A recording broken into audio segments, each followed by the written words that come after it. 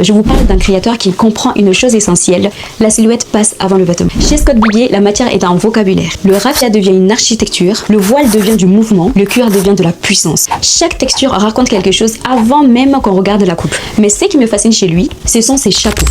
Immenses, sculpturaux, presque irréels. Ils ne servent pas à habiller une tête, ils dessinent toute la silhouette. Il me rappelle cette manière qu'avait Alexander McQueen de transformer un accessoire en véritable pièce maîtresse du défilé.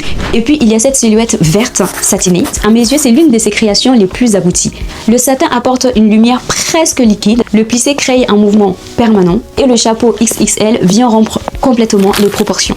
Il y a aussi quelque chose qui revient constamment chez Scott Bibier, les plateformes, lunettes miroirs, les bustes sculptés, les épingles à nourrir, les maquillages, les masques. Chez lui, le vêtement ne suffit jamais. Et c'est là que je pense à plusieurs références. Le corps sculpté de Thierry Mugler, l'expérimentation de Rick Owens et parfois même cette manière qu'a Kanye West de jouer sur les volumes massifs. Une présence presque monumentale. Mais Bibier ne copie pas. Il parle simplement la même langue, celle des créateurs qui utilisent le vêtement comme moyen d'expression.